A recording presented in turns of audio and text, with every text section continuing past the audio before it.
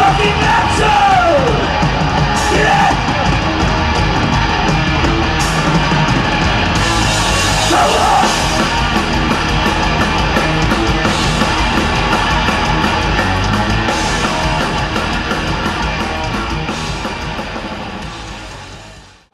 Alright, so you've been on the road for more than a month now with the Gigant Tour. How did the tour go so far? It's pretty good. It's really cool to be ending it in Canada too. You know, Sean's from Montreal, and we love coming up here to play. It's been something that we really appreciated it before Sean was in the band, but even more so now that we're part Canadian. And you've played Heavy Montreal here before. How important is that for you in a tour schedule now? Is it a set date or? Well, I don't really think that the concert is what's important. I think who you're playing to is important. You know, I think our fans would show up wherever we played at. It's great to be able to play in front of a lot of other bands that are equally entertaining and that are similar to us in musical style, because you're always going to pick up a couple new fans, and our fans are going to get exposed to some really cool music too. But I think that, you know, when we play here on our own, it's just as important to us. You've carried a huge lineup across America this time for the Gigant Tour with Black Label Society, Hell Yeah, Device. How was it to work with all those people? You know, you're all big heads. We're all friends, and I think that, you know, on the outside looking in, people would think, God, these guys are big scary monsters. They're legends and stuff like that. But to the 4 or 5 of us, you know, that are the principal members of each band, we're like, you know, high school friends, kind of like, you know what I mean? Where you just get together and you don't really let that pressure of being, you know, one of the greatest guitar players of all time, or one of the greatest other guitar players of all time, or the greatest drummer of all time, or any of this stuff, you know, that people say about us, because to us, we're just friends, you know, and I think that keeps it really, you know, fresh and really, you know, organic at the concerts, because, you know, it's not like, oh, hey, we're gonna, you know, go duke it out with somebody, and we're better than you are, and you suck, this kind of stuff that happens sometimes on tours or festivals. It's just everybody's happy, and we're doing a lot of jamming together. Let's talk a little bit about your new album, Super Collider, that came out earlier this year. Were there any particular influences for the album? Well, we wanted to do a little bit of everything we've learned over the years, you know, stuff that was melodic, stuff that was real heavy, stuff that sounded like it was from, you know, the early days, stuff that was from the middle of our career.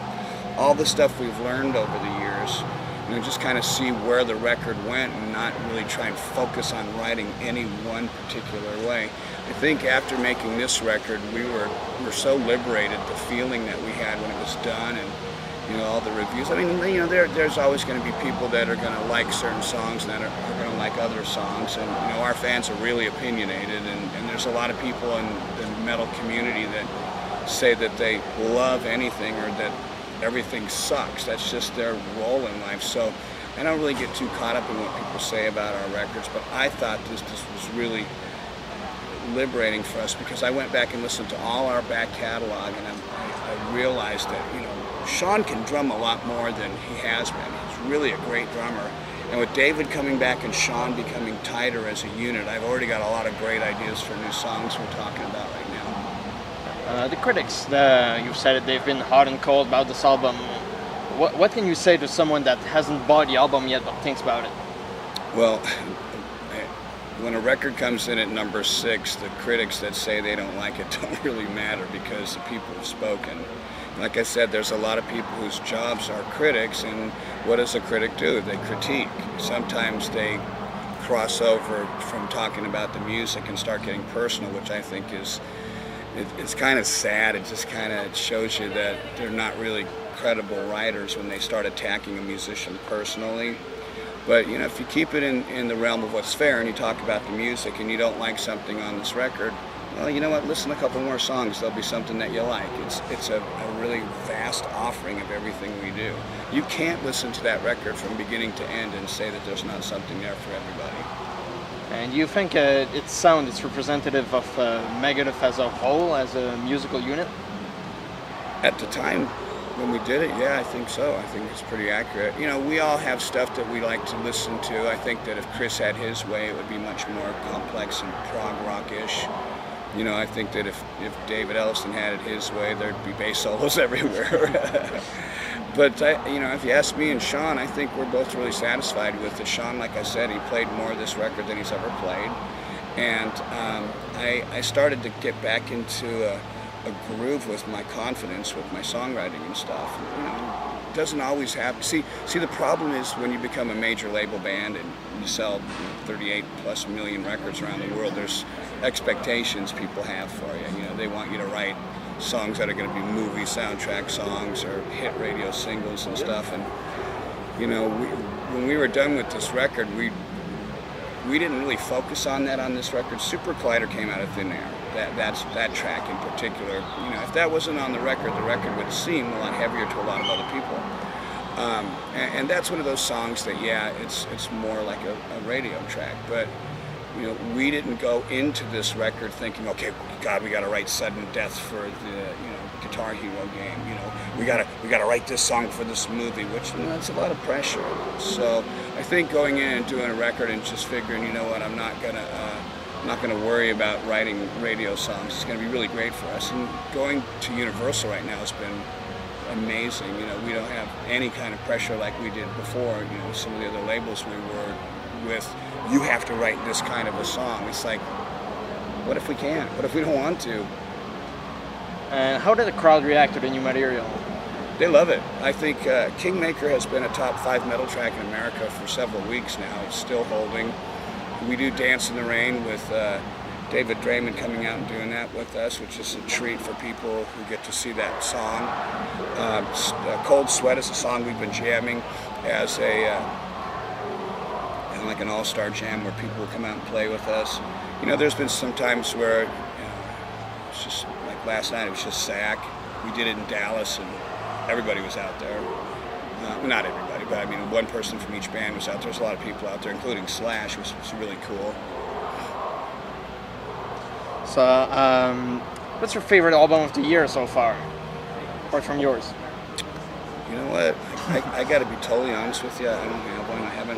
I've been so focused on what we're doing right now, because as soon as we finished Super Collider, I started work on the Countdown to Extinction live DVD. And we've been, like I said, really, really busy with getting the tour set up and everything. Apologize, I don't have a choice for you, but I don't. I mean, I could just say something, but that's not me. I try to be as honest as I can. Yeah, do you have, what's your favorite album of all time?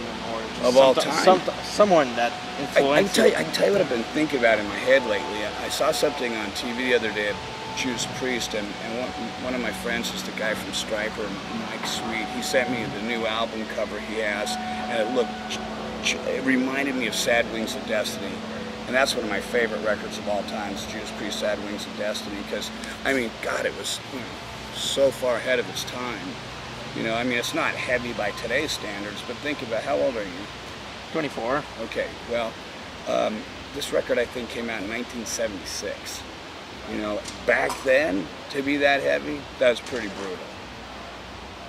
Okay, last but not least, Gigantour is coming to an end. You have one more date after this one. I have to ask you, Toronto or Montreal? That's hard to say. I think that we have a deeper relationship with Montreal, going back to the ice storm. You know, when we played and we donated all those guest passes to the fans if they would give us food and blankets for the homeless because of the ice storm. So I'd have to say we have a very unique relationship with Montreal, because Sean's from here and we have that bond. Toronto is more kind of like an LA, you know, to me, kind of. So there's a lot of people there and they matter a lot to us, but I think we have a really different bond here. You know, the audiences, the Canadian audiences, you can't pick any of them and say they're not good, because they're all great. Dawson Creek blew me away. You know, we saw the TV show in America and I was thinking, like, man, they're gonna be a bunch of, you know, trucks with cows in the back pulling up to the concert, and it was one of the best shows of the entire tour, including all of the United States. All right, well, thank you very much for your time. You're welcome.